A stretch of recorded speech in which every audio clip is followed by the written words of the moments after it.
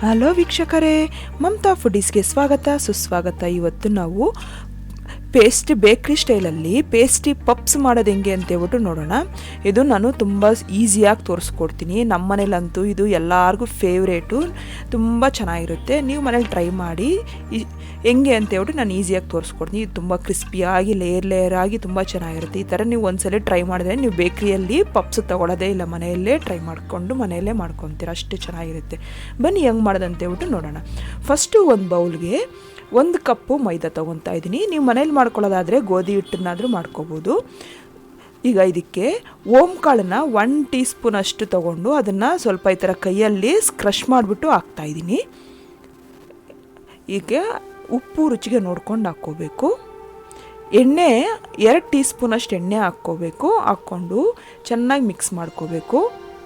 ಆ ಎಣ್ಣೆ ಹಿಟ್ಟಿಗೆ ಹೆಂಗಾಗಿದೆ ಅಂತ ಗೊತ್ತಾದ್ರೆ ನಾವು ಹಿಟ್ಟನ್ನು ಕೈಯಲ್ಲಿ ಹಿಡ್ಕೊಂಡು ಈ ಥರ ಉಂಡೆ ಥರ ನಿಲ್ಲಬೇಕು, ಆವಾಗ ಎಣ್ಣೆ ಆಗಿದೆ ಅಂತೇಳ್ಬಿಟ್ಟು ನೋಡಿ ಈ ಥರ. ಇವಾಗ ಇದಕ್ಕೆ ಅರ್ಧ ಕಪ್ ನೀರು ತೊಗೊಂಡಿದ್ದೀನಿ ನಾನು. ಅರ್ಧ ಕಪ್ ನೀರು ಹಾಕ್ಬಿಟ್ಟು, ಅಂದರೆ ಎಲ್ಲ ಒಂದೇ ಸಲ ಹಾಕ್ಬಾರ್ದು, ಸ್ವಲ್ಪ ಸ್ವಲ್ಪ ನೋಡಿಕೊಂಡು ನಾವು ಮಿಕ್ಸ್ ಮಾಡ್ಕೋಬೇಕು. ಇದನ್ನು ಚೆನ್ನಾಗಿ ಸಾಫ್ಟಾಗಿರೋ ಅಂಥ ಹಿಟ್ಟು, ಚಪಾತಿ ಹಿಟ್ಟು ಅದಕ್ಕೆ ನಾವು ಇವಾಗ ಕಲಿಸ್ಕೋಬೇಕು. ಇದನ್ನು ತುಂಬ ತೆಳ್ಳಕ್ಕೂ ಮಾಡ್ಕೋಬಾರ್ದು, ಸ್ವಲ್ಪ ಗಟ್ಟಿ ಇದ್ದರೂ ಪರವಾಗಿಲ್ಲ, ತೆಳ್ಳಕ್ಕೆ ಮಾತ್ರ ಮಾಡ್ಕೋಬೇಡಿ. ನೋಡಿ ಈ ಥರ ಚೆನ್ನಾಗಿ ಈ ಥರ ಆಗಿದೆ. ನಂಗೆ ನೋಡಿ ಅರ್ಧ ಕಪ್ಪಲ್ಲಿ ಇನ್ನೂ ಸ್ವಲ್ಪ ನೀರು ಮಿಕ್ಕಿದೆ. ಈ ಥರ ನೋಡ್ಕೊಂಡು ಒಂದೇ ಸಲ ನೀರು ಹಾಕ್ಬಿಟ್ರೆ ಜಾಸ್ತಿ ನೀರು ಇಡಿಸ್ಬೇಕಾಗುತ್ತೆ. ಆ ಥರ ಏನಾದ್ರು ನೀರು ಹಾಕ್ಬಿಟ್ರೆ ಅಂತೂ ಇನ್ನೊಂಚೂರು ಹಿಟ್ಟು ಹಾಕ್ಕೊಂಡು ಟೈಟಾಗಿ ಕಲಿಸ್ಕೊಳ್ಳಿ. ನೋಡಿ ಈ ಥರ ಎಲ್ಲ ಆಗಿದೆಯಲ್ಲ, ಒಂದು 2 ರಿಂದ 3 ನಿಮಿಷ ಚೆನ್ನಾಗಿ ನಾದ್ಬಿಟ್ಟು ಇದನ್ನು ಒಂದು 10 ನಿಮಿಷ ನೆನೆಯಕ್ಕೆ ಬಿಡಬೇಕೀಗ. ನಾನು 10 ನಿಮಿಷ ನೆನೆಯಕ್ಕೆ ಸೈಡ್ಗೆ ಇಡ್ತಾ ಇದ್ದೀನಿ. ಈಗ ಒಂದು ಕಪ್ಪು ಬಟಾಣಿ, ನಾನು ಫ್ರೆಶ್ ಆಗಿರೋ ಬಟಾಣಿ ತೊಗೊಂಡಿದ್ದೀನಿ, ಹಸಿ ಬಟಾಣಿ ಇದು. ನೀವು ಹಸಿ ಬಟಾಣಿ ಸಿಕ್ಕಿಲ್ಲ ಅನ್ನೋದಾದರೆ ಒಣಗಿರೋ ಬಟಾಣಿನ ರಾತ್ರಿ ಎಲ್ಲ ನೆನೆಸ್ಬಿಟ್ಟು ಅದನ್ನು ಯೂಸ್ ಮಾಡ್ಕೋಬೋದು.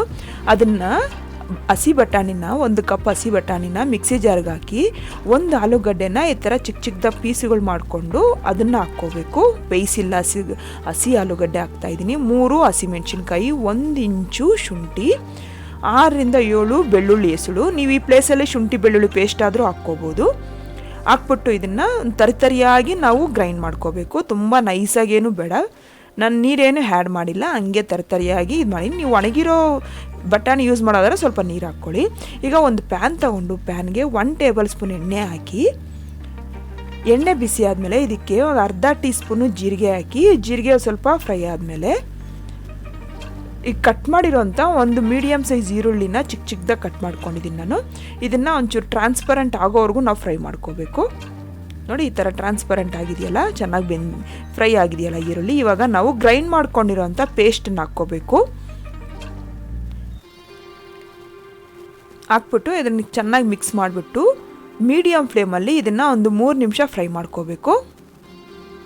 3 ರಿಂದ 4 ನಿಮಿಷ. ನೋಡಿ ನಾನು ಇವಾಗೆಲ್ಲ ಮಿಕ್ಸ್ ಮಾಡಿಬಿಟ್ಟು ಅದಕ್ಕೆ ಒಂದು 1/4 ಕಪ್ ನೀರು ಹಾಕ್ತಾಯಿದ್ದೀನಿ.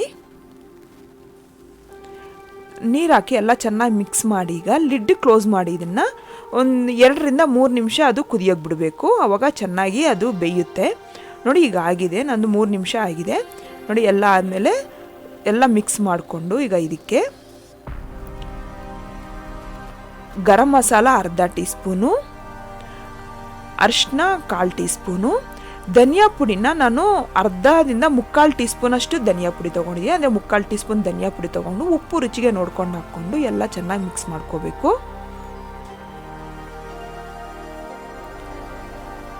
ಫ್ಲೇಮು ಲೋ ಫ್ಲೇಮಲ್ಲಿ ಇರಬೇಕೀಗ.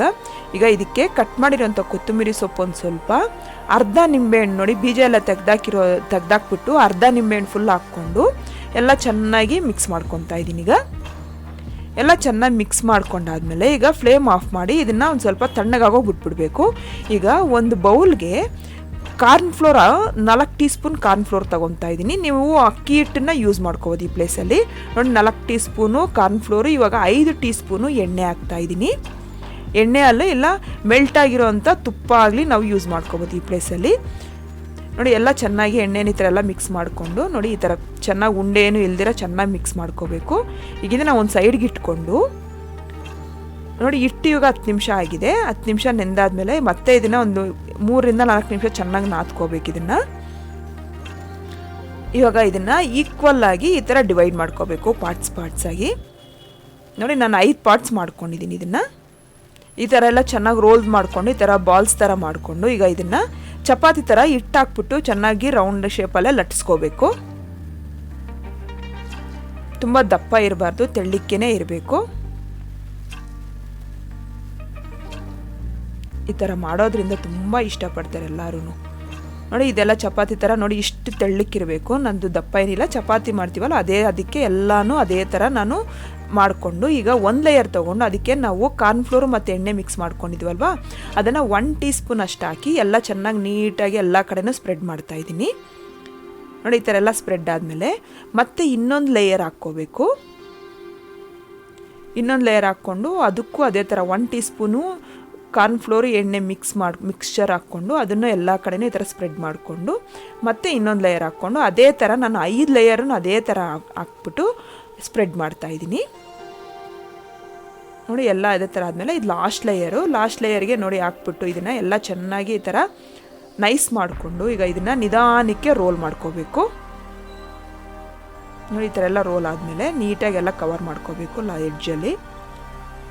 ಈಗ ಚಾಕು ತಗೊಂಡು ಎಡ್ಜಲ್ಲಿ ನೋಡಿ ಇದು ಸ್ವಲ್ಪ ಇದನ್ನು ತೆಗೆದುಬಿಡಬೇಕು. ತೆಗೆಯೋದ್ರೆ ವೇಸ್ಟ್ ಏನಲ್ಲ, ಮತ್ತು ಅದನ್ನೇನು ಮಾಡಬೇಕಂತ ನಾನು ಆಮೇಲೆ ತೋರಿಸ್ಕೊಡ್ತೀನಿ. ನೋಡಿ ಎಲ್ಲ ಈಕ್ವಲ್ ಪಾರ್ಟಾಗಿ ಮಾಡ್ಕೋಬೇಕು. ಅಂದರೆ ನಂಗೆ 5 ಆಗಿದೆ ಈಗ. ನೋಡಿ ಇದನ್ನು ನಿಧಾನಕ್ಕೆ ಕಟ್ ಮಾಡ್ಕೊತಾ ಇದ್ದೀನಿ, ನಾನು ಈಕ್ವಲ್ ಪಾರ್ಟಾಗಿ ಮಾಡ್ಕೊತಾ ಇದ್ದೀನಿ. ನೋಡಿ ಎಷ್ಟು ಚೆನ್ನಾಗಿ ಅದು ಲೇಯರಾಗಿ ಬಂದಿದೆ ಅಂತೇಳ್ಬಿಟ್ಟು ನೋಡಿ ಇದೇ ಥರನೇ ಎಲ್ಲ ಇದು ಮಾಡಿಕೊಂಡು ನೋಡಿ ನಂಗೆ 5 ಆಗಿದೆ. ಈಗ ಇದನ್ನು ಈ ಥರ ಕೈಯಲ್ಲಿ ಈ ಥರ ಪ್ರೆಸ್ ಮಾಡ್ಕೋಬೇಕು. ಕೈಯಲ್ಲಾಗಿಲ್ಲ ಅಂದರೆ ನಾವೇನಾದರೂ ಬೌಲೋ ಕಪ್ ಏನಾದ್ರು ತೊಗೊಂಡು ಈ ಥರ ಪ್ರೆಸ್ ಮಾಡ್ಕೋಬೋದು. ಈಗ ಇದನ್ನು ಸ್ವಲ್ಪ ಹಿಟ್ಟಾಕ್ಬಿಟ್ಟು ಇನ್ನೊಂದು ಸ್ವಲ್ಪ ತೆಳ್ಳಕ್ಕೆ ಪೂರಿ ಅದಕ್ಕೆ ಇವಾಗ ಅದನ್ನು ಲಟ್ಟಿಸ್ಕೋಬೇಕು. ಈ ಥರ ರೋಲ್ ಮಾಡ್ಕೋಬೇಕು ಎಲ್ಲನೂ. ಈ ಥರ ರೋಲ್ ಆದಮೇಲೆ ಇದನ್ನು ಎಡ್ಜಸ್ನೆಲ್ಲ ತೆಗೆದುಬಿಡಬೇಕು. ಅಂದರೆ ಸ್ಕ್ವೇರ್ ಟೈಪ್ ಇದ್ದರೆ ಚೆನ್ನಾಗಿರುತ್ತೆ. ಈಗ ನಾನು ಸ್ಕ್ವೇರ್ ಟೈಪಲ್ಲಿ ತೊಗೊತಾ ಇದ್ದೀನಿ. ಎಡ್ಜಸ್ ಏನು ವೇಸ್ಟ್ ಅಲ್ಲ. ಇದು ಏನು ಮಾಡಬೇಕು ಅಂತ ಹೇಳ್ಬಿಟ್ಟು ನಾನು ಆಮೇಲೆ ಹೇಳ್ತೀನಿ ಅಂತ ಹೇಳಿದ್ದೀನಲ್ಲ. ಇದು ನೋಡಿ ಇವಾಗ ನಾವು ಪೇಸ್ಟ್ ರೆಡಿ ಮಾಡ್ಕೊಂಡಿದ್ವಲ್ಲ ಸ್ಟಫಿಂಗ್ ಪೇಸ್ಟು, ಅದನ್ನು 1 ಟೇಬಲ್ ಸ್ಪೂನ್ ಅಷ್ಟು ಹಾಕಿ ಎಡ್ಜಸ್ಗೆ ನೀರಿಂದ ನಾವು ವೆಟ್ ಮಾಡಬೇಕು. ಈಗ ಇದನ್ನು ಕ್ಲೋಸ್ ಮಾಡಬೇಕು. ನಾನು ಟ್ರಯಾಂಗಲ್ ಶೇಪಲ್ಲಿ ಕ್ಲೋಸ್ ಮಾಡ್ತಾ ಇದ್ದೀನಿ. ನೋಡಿ ಈ ಥರ ಎಲ್ಲ ಕ್ಲೋಸ್ ಮಾಡಿಬಿಟ್ಟು ಎಡ್ಜಸ್ನ ಒಂದು ಸ್ವಲ್ಪ ಚೆನ್ನಾಗಿ ಟೈಟಾಗಿ ಪ್ರೆಸ್ ಮಾಡಬೇಕು.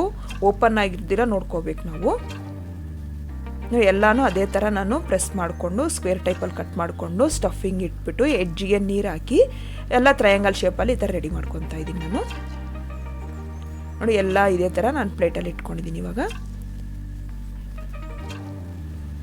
ಈಗ ಕಡಾಯಿಯಲ್ಲಿ ಎಣ್ಣೆ ಕಾಯಕ್ಕಿಟ್ಬಿಟ್ಟು ಎಣ್ಣೆ ಚೆನ್ನಾಗಿ ಕಾಯಬೇಕು.